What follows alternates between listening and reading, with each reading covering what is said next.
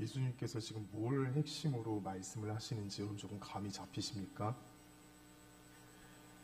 한 번에 딱 읽고 예수님의 말씀이 지금 이걸 말씀하시는구나 라고 감을 잡으신다면 여러분들은 둘 중에 하나일 겁니다.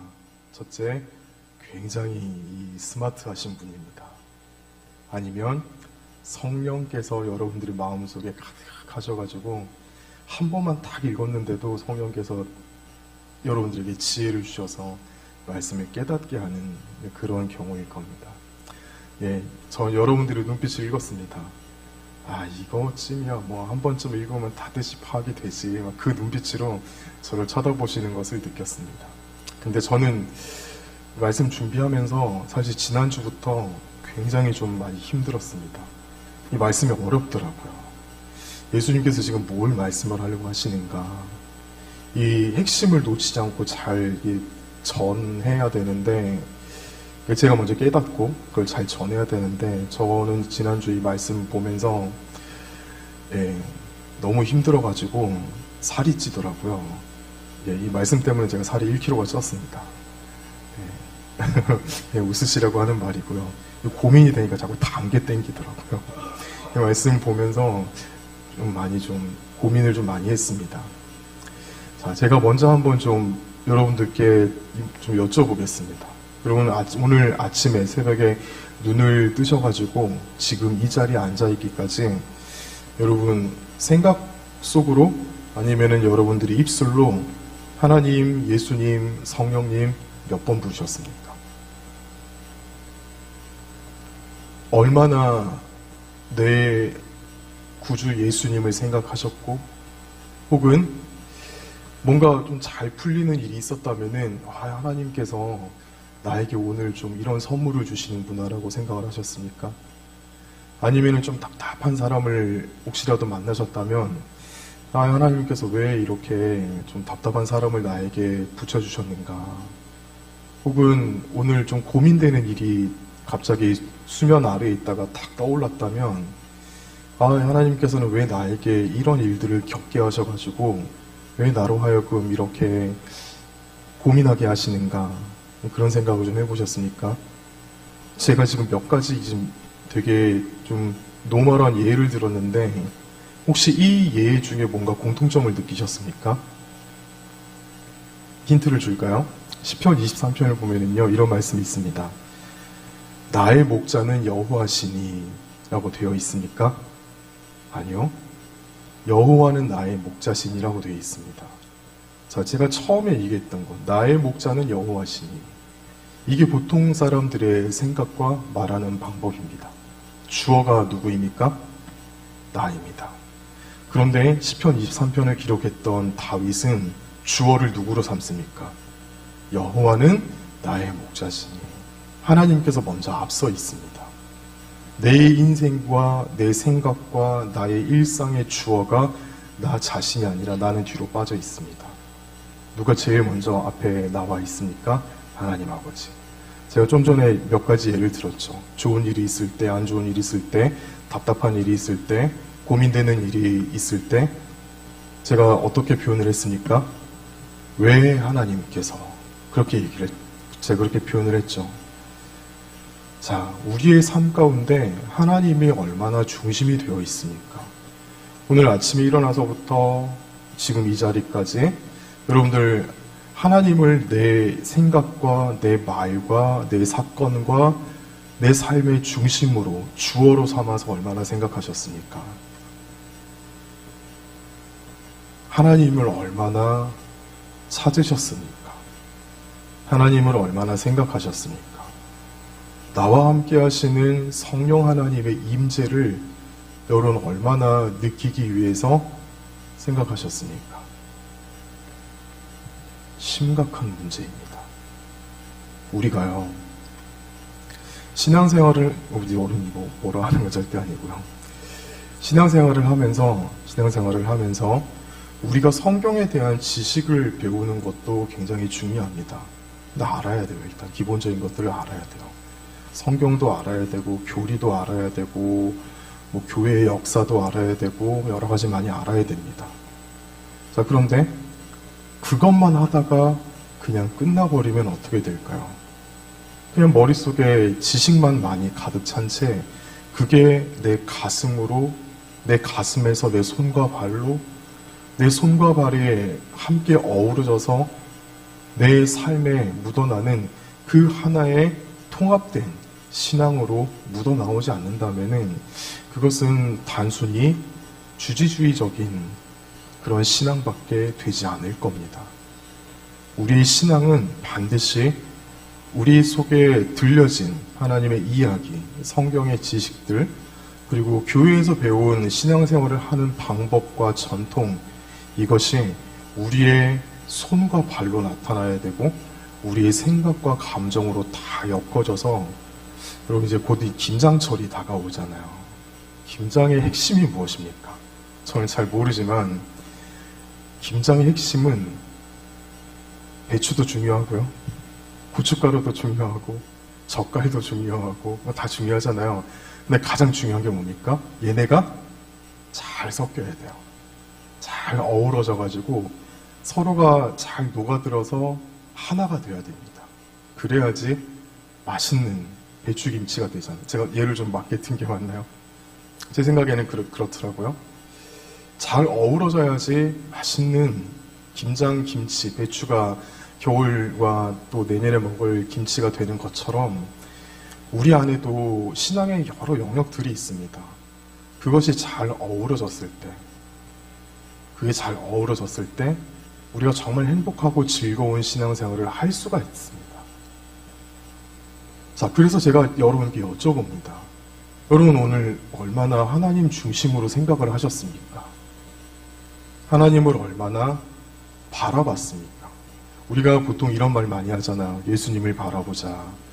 예수님을 바라보자. 성경 말씀도 있잖아요. 믿음의 주 온전히 하신 주를 예수 그리스도 바라보자. 바라본다는 게 무슨 말일까요? 멋진 예수님의 그 장발 초상화를 그려놓고 그것을 바라보는 것일까요? 제가 몇 년 전에 그 예수님 헤어스타일 따라하려고 머리를 어깨까지 길러가지고 파마를 했던 적이 있습니다. 감히 염색은 못하고. 근데 그거 아무나 하는 거 아니더라고요. 그래서 그냥 젊었을 때 한번 해보는 경험으로 끝내고 그렇게 하지는 않습니다. 정말 멋있고 잘생긴 그 서구적인 이미지의 그런 예수님을 사진을 바라보는 게 예수님 바라보는 걸까요? 아니죠. 예수님 중심으로 사는 게 예수님 바라보는 겁니다. 예수님을 생각하고 내 일상 가운데 예수님이라면 어떻게 하실까? 왜 내가 이 일을 겪게 하셨을까? 갑자기 운전을 하다가도 갑자기 차가 확 튀어나와가지고 깜짝 놀랐어요. 그럼 어떤 게 나와야 됩니까? 저런 아름다운 사람을 보았나? 그 거친 말이 나오는 게 아니라, 주님께서 왜 나로 하여금 이 일을 겪게 하셨을까? 이거 아주 기초적인 거예요. 왜 이런 일을 겪게 하셨을까? 그러면서 뭘 생각하게 됩니까? 별거 아닌 일에도 뿔뚝 성질이 올라오고 혈기를, 저도 운전할 때 그런 경우가 참 많거든요. 그거를 올라오는 나 자신을 보면서 또 가슴을 치는 거예요. 주님, 이거 하나 못 참고 이 옛날 사람이 툭툭 튀어나와가지고 이래서야 되겠습니까? 주님, 나를 좀 도와주세요. 그렇게 생각을 하는 거죠. 가족들 간에서도 마찬가지입니다.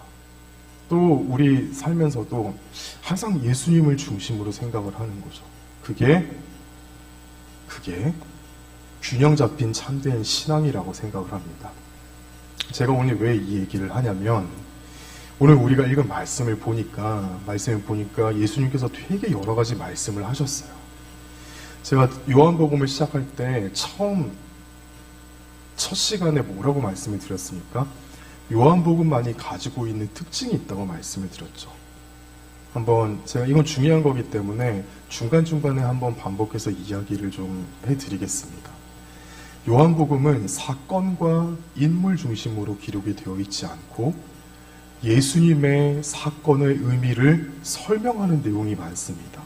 그리고요, 공강복음을 보면은 예수님께서 무슨 일을 했더라라고 그냥 넘어가는 일이 많은데, 요한복음은 그 사건에 대해서 사도 요한이 설명하는 내용이 많습니다.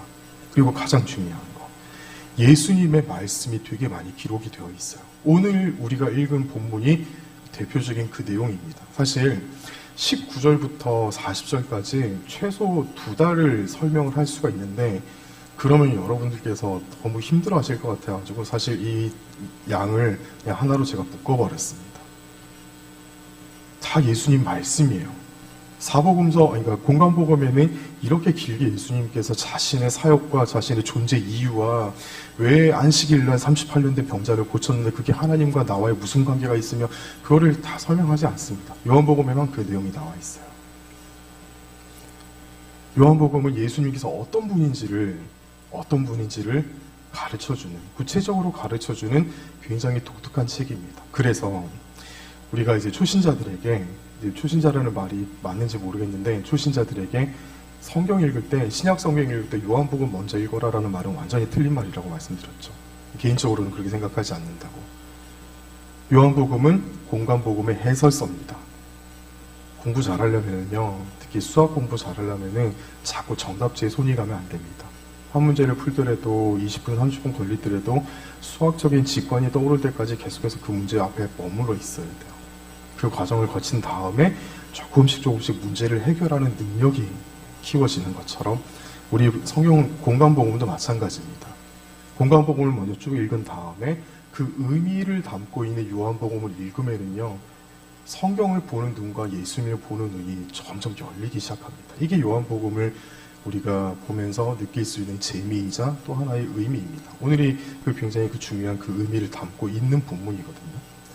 자, 우리 본문을 보면은 제가 오늘 24절까지의 내용을 좀 중심으로 말씀을 좀 드려보겠습니다. 자, 21절과 22절을 보면은 예수님께서 하시는 일에 대해서 주님께서 딱 2가지를 말씀을 하고 계십니다. 첫 번째는 살리는 것, 두 번째는 심판하는 것. 자, 이것을 조금 하나의 단어로 만들어 본다면 부활과 심판입니다. 자, 예수님께서는 우리를 살리기 위해서 지금 성육신하신 상태이시고, 그리고 유대인들의 잘못된 그 종교적인 행동들을 예수님께서 교정하고 계십니다. 자, 앞서 안식일에 병자를 고친 것뿐만 아니라 네 자리를 들고 일어나서 걸어가라. 2가지의 행동을 예수님께서 명령하셨습니다. 자리를 들고 일어나라. 그리고 걸어가라. 안식일을 완전히 어기는 겁니다. 그 당시 유대인들은 껍데기만 남은 안식일을 지키고 있었습니다. 안식일의 주인이 누구입니까? 하나님이시죠. 자, 여기에서 우리가 22절 말씀을 한번 보십시다. 자, 심판을 다 아들에게 맡기셨다라고 했습니다. 자, 이것을 보면서 우리 초등학생들 같은 경우는 그러면 예수님 마음대로 심판하는 거네요 라고 그렇게 생각할 수가 있습니다. 그런데 우리는 그렇게 생각하지 않죠. 예수님이 기분 따라 감정 따라 그렇게 마음대로 심판하시는 분이 아니시죠. 심판의 기준이 누구입니까? 심판의 기준이 예수님이라는 겁니다. 자, 그런데 예수님께서는 지금 심판의 기준이신 자신이 누구인지를 설명을 하고 있습니다. 하나님께서 하시는 일을 보았고 하나님께서 하시는 일이 태초에 함께 계셨으며 또한 그 하나님께 모든 전권을 위임받은 사람이라는, 위임받는 존재라는 것을 우리에게 가르쳐주고 있습니다. 예수님께서는 살리는 일도 하시고 심판을 하시는 분이십니다. 자, 23절을 보실까요? 똑같은 단어가 4번 등장합니다. 어떤 단어일까요?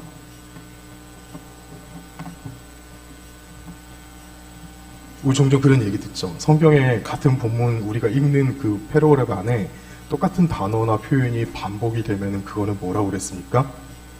중요한 거. 학교로 치면은 반드시 시험에 나올 가능성이 꽤 높은 그런 문제들이라고 생각할 수가 있겠죠. 근데 한 절 안에 똑같은 단어가 4개가 똑같은 단어가 4번 등장합니다. 그게 뭐겠습니까? 예, 맞습니다. 공경입니다. 자, 우리 동양적인 세계관을 가진 우리로서는 공경이라는 의미를 어떻게 생각할 수 있습니까? 예, 존경의 의미로 비슷하게 생각할 수가 있죠. 그런데 성경이 기록된 원어는 그 의미하고는 완전히 다릅니다. 원래 예수님께서 의도하신 뜻은 이겁니다. 값어치를 매기는 겁니다. 가격을 책정하는 겁니다. 혹은 그와 나 사이의 관계에서 위계 질서를 정확하게 하는 겁니다. 누가 높고 누가 낮은가, 누가 주인이고 누가 종인가. 누가 먼저고 누가 나중인가. 자, 이것을 생각으로 이 기준으로 말씀을 본다면요, 모든 사람으로 하나님 아버지의 그 위치를 제대로 올려드리는 것 같이 아들의 위치도 재설정하게 하려 하십니다. 우리와 예수님과의 관계를 재설정하는 겁니다. 자, 그렇다면 우리와 예수님의 관계가 무엇이겠습니까? 자, 24절입니다. 이 말씀은 우리가 너무나도 잘 아는 말씀이시죠. 그럼 같이 한번 읽어보겠습니다. 24절 시작. 내가 진실로 진실로 너희에게 이르노니 내 말을 듣고 또 나 보내신 이를 믿는 자는 영생을 얻었고 심판에 이르지 아니하나니 사망에서 생명으로 옮겼느니라. 자, 제가 한번 말씀을 한번 보겠습니다. 자, 영생을 또 나 보내신 이를 믿는 자는 영생을 얻었고 라고 했습니다. 자, 이 말을 우리가 동사라고 생각을 했을 때 동사의 시제를 뭐 과거냐 현재냐 미래냐 지금 이걸 말하는 겁니다. 영생을 얻었다라는 시제를 한번 생각해 봅시다. 또 심판에 이르지 아니하나니 사망에서 생명으로 옮겼느니라. 사망에서 생명으로 옮기고 있다 일까요? 사망에서 생명으로 옮기게 될 것이다. 아니면 그때 그 일이 있었다. 우리가 어떻게 생각해 보는 게 좋을까요? 헬라어 문법은 우리하고 조금 달라가지고 여러분께 뭐 이 원어 설명을 드리는 게 아니고 옛날에 있었던 일이 지금까지 계속해서 반복이 되고 있다라는 표현이 하나 있습니다. 그게 이제 아오리스트라고 하는 그 독특한 문법 중에 하나인데 지금 이 표현이 그겁니다. 과거에 있었던 사건이 지금도 계속해서 연장을 해서 일어나고 있는 거예요. 자, 예를 들어서요. 사망에서 생명으로 옮겼다. 심판에 이르지 아니한다라고 했을 때 심판은 우리가 가진 그 대표적인 어떤 시제로는 어떤 의미가 있습니까? 과거입니까? 현재입니까? 미래입니까? 미래죠. 심판을 받게 될 것이다. 너 가만히 안 둘 거야. 이 말 속에 어떤 의미가 담겨 있습니까? 지금은 아니지만은 언젠가는 무슨 일이 일어나게 될 것이다. 그걸 말하는 거잖아요. 우리가 생각하는 심판도 그런 의미를 담고 있습니다. 심판은 앞으로 일어날 일에 대해서 생각을 하고 있습니다. 자, 반대로요. 우리가 영생을 얻었다. 어떻게 생각하십니까? 앞으로 영생을 얻게 될 것이다 라고 생각하는 경우가 참 많이 있습니다. 왜냐하면 앞으로 우리가 육신의 생명이 끝난 다음에 예수님 오실 때까지 무덤에 있다가 주님 오실 그날에 우리가 함께 일어나서 주님의 나라로 가게 될 것이다 라는 그 우리가 생각을 가지고 있기 때문에, 그런 구원론을 가지고 있기 때문에 구원은 과거가 아니라 지금이 아니라 미래에 일어날 일로 생각하고 있는 경우가 참 많습니다. 틀린 말은 아닙니다. 우리가 완전하게 구원을 얻게 될 하나님의 나라가 완성이 될 그날, 예수님께서 재림주로 다시 오실 때, 하나님 나라의 진정한 왕권을 가지고 오실 때 그때 우리가 구원을 받게 될 것이다 라고 그렇게 배워왔습니다. 맞습니다. 자, 그런데요,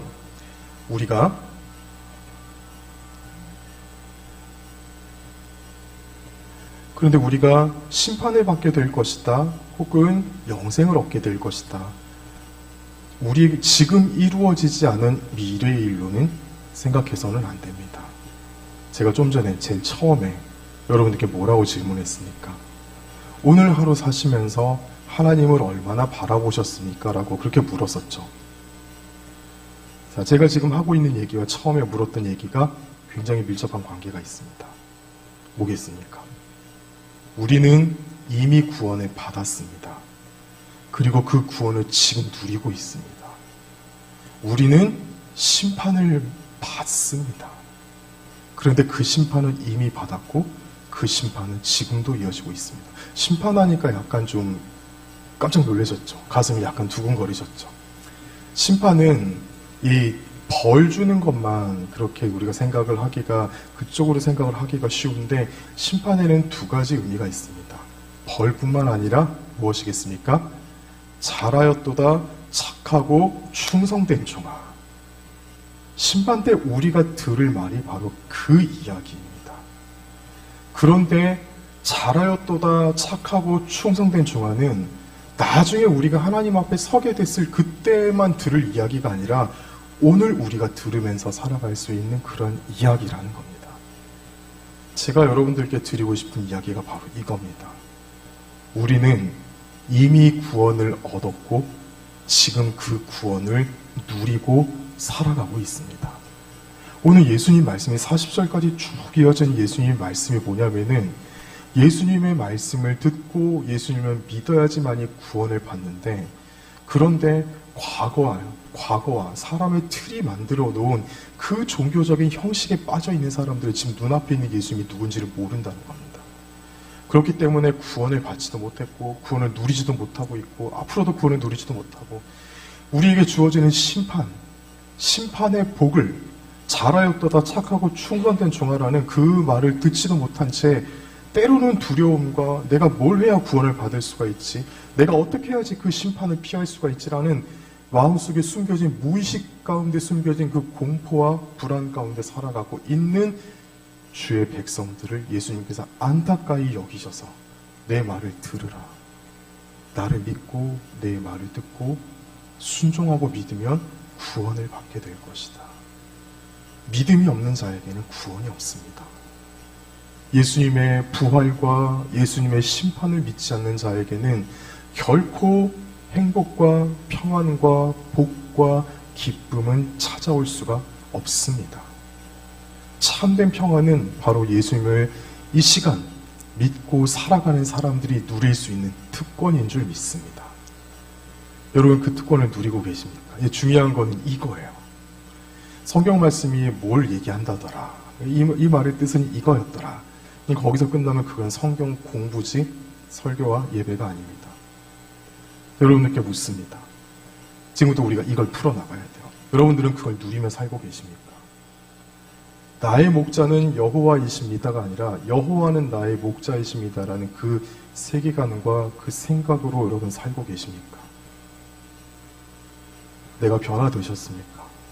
하나님 중심으로 생각할 수 있고, 무엇을 먹든지 누구를 만나든지 어떤 사건과 무엇 속에 어떤 것 속에 살아가든지 여러분 그것을 내 중심이 아니라 하나님 중심으로 뒤집어서 바꾸어서 그렇게 생각할 수 있습니까? 세상 사람들은 절대 그 머리가 돌아가지 않습니다. 구원받지 못한 사람들은 절대 내 기준으로만 살아가지 하나님 중심으로 살아가지 않습니다. 우리는 얼마나 우리의 삶을 내 중심에서 나를 자꾸 끄집어 당기고 빼내서 거기다가 하나님을 채워놓고 있습니까? 이게 구원받은 사람의 증거입니다. 믿음을 가진 사람의 증거입니다. 다시 묻습니다. 여러분들께서는 내일 아침 눈 뜨고 나서부터 하나님을 얼마나 찾으시겠습니까?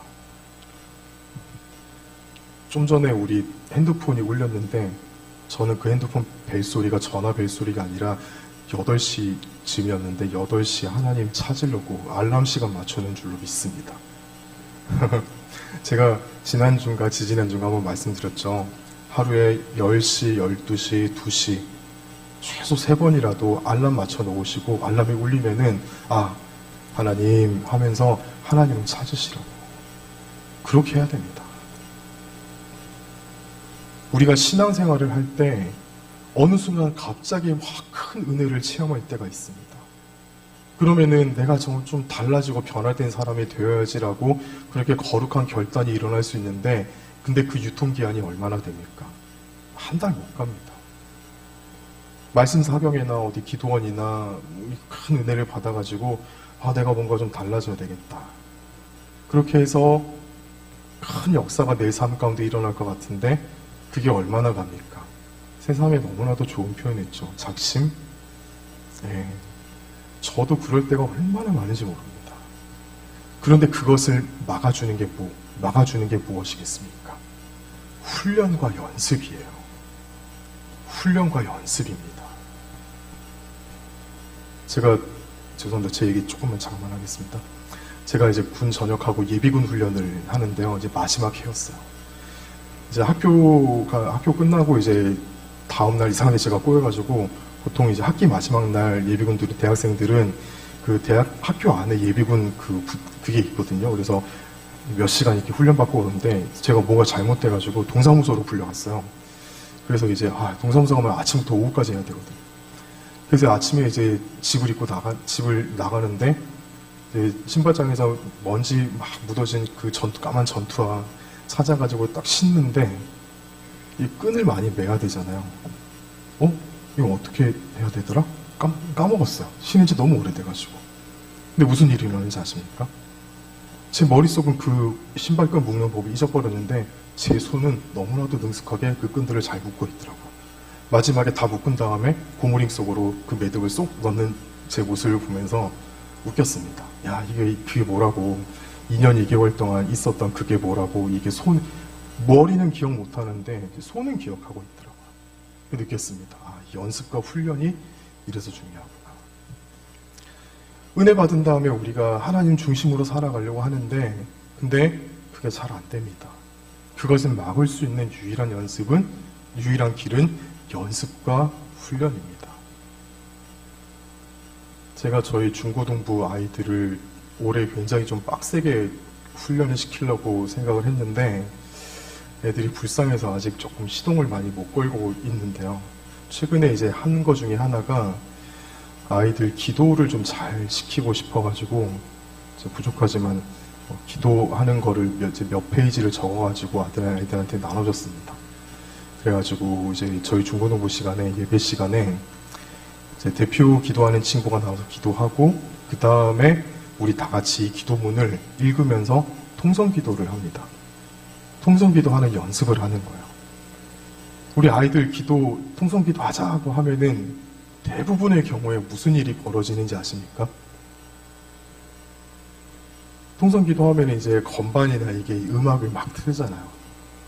그러면 이제 음악을 막 틀고 앞에서 기도하는 사람은 열심히 외칩니다. 근데 대부분의 아이들은 가만히 있어요. 왜 그러냐면은 기도하는 훈련이 안 되기 때문에. 근데 이게 아이들 얘기뿐만 아니라 어른들도 마찬가지예요.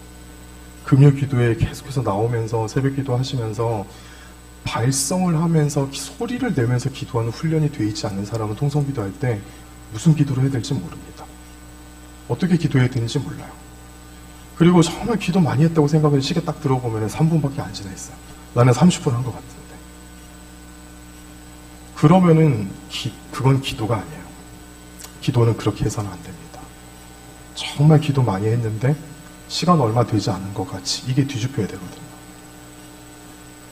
그러기 위해서는 기도하는 법을 배워야 되는데 가장 첫 단계는 기도문을 읽는 겁니다. 수십 번, 수백 번, 최소한 1000번 이상 읽으면요 그 내용이 내 입에 붙습니다. 내 머리에 들어옵니다. 그래서 가장 기본적이고도 중요한 기도하는 내용들을 틀을 잡아서 계속해서 그걸 보고 기도하는 훈련을 하면요 기도하는 법을 배워요. 어디 가서도 사실 여러분 그거 아십니까? 대표 기도하는 거 들어보면 이 사람 기도 어느 정도 하는구나 다 압니다. 다 갑니다. 어디 가서 대표 기도해도 자신감으로 기도한 건 아니지만 기도 잘할 수 있는 아이들로 딴 거는 뭐 약하더라도 저 개인적으로는 사실 신앙생활 하면서 제일 어렵고 중요한 것 그 기둥이 여러 개가 있겠지만 저는 기도가 참 중요하다고 생각하거든요. 그래서 아이들한테 그 훈련을 좀 시키려고 합니다. 다른 데서는 문 걸어 잠그고 기도 소리 안 들리면 밖에서 문 발로 차고 막 이랬거든요. 기도 안 하냐 이러면서 여기서 그렇게까지는 못하겠고 아이들이 이렇게 막 이제 훈련을 시키고 싶습니다. 제가 무슨 얘기를 하려고 하냐면 연습과 훈련이 중요하다는 겁니다. 구원받은 사람은 매일매일 하나님의 그 임재 가운데 살아가야 됩니다. 성령의 임재 가운데 살아가야 됩니다. 성령께서는 우리에게 늘 임재하시고 함께 하시는데 근데 우리가 훈련되어 있지 않아서 그 성령님을 바라보지 못할 때가 많이 있습니다.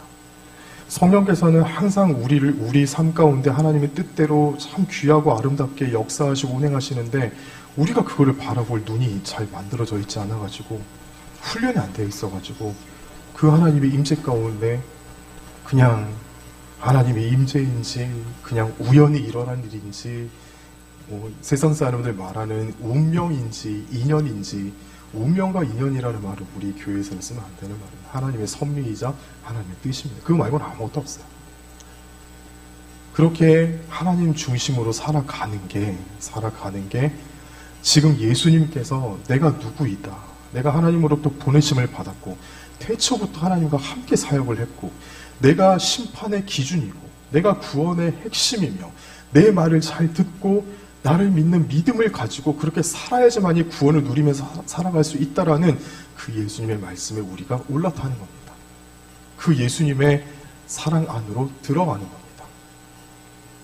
자, 그래서요, 제가 여러분들께 지금 했던 얘기들을 좀 정리를 한번 해보면은 두 가지를 좀 부탁을 드리고 싶습니다. 첫째, 우리 예수님을 많이 바라보면서 성령 하나님의 임재를 누리면서 살아가십시다. 그러기 위해서는요, 연습하셔야 됩니다. 최소한 오전에 한 번, 오후에 한 번, 저녁에 한 번, 정말 최소한이에요. 정말 최소한입니다. 성령 하나님 나와 함께 해주십시오. 성령 하나님의 임재를 내가 느끼고 내가 그것을 잘 바라보며 살 수 있도록 주님 나를 도와주세요.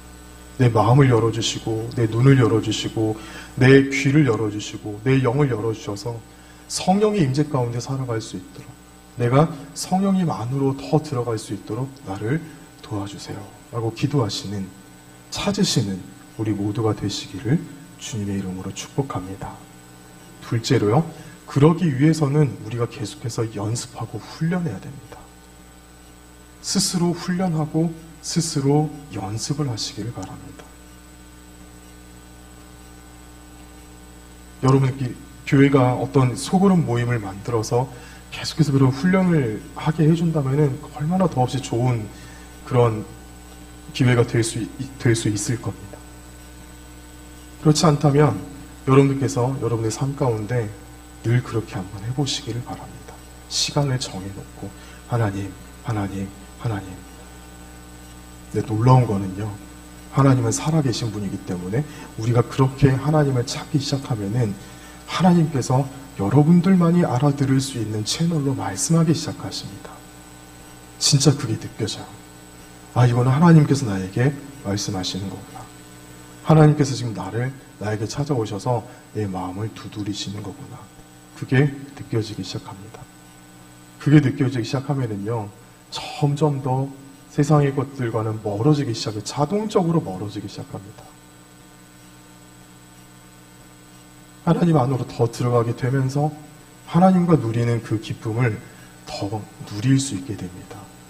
이게 진짜 신앙생활을 하면서 누릴 수 있는 기쁨과 평안인 줄 믿습니다. 이 얘기가 그냥 어떤 한 사역자의 이야기가 아니라 어느 설교의 내용이 아니라 교리적인 그런 내용이 아니라 여러분들의 진짜 체험으로 다가오는 귀한 역사가 일어나기를 주님의 이름으로 축복합니다.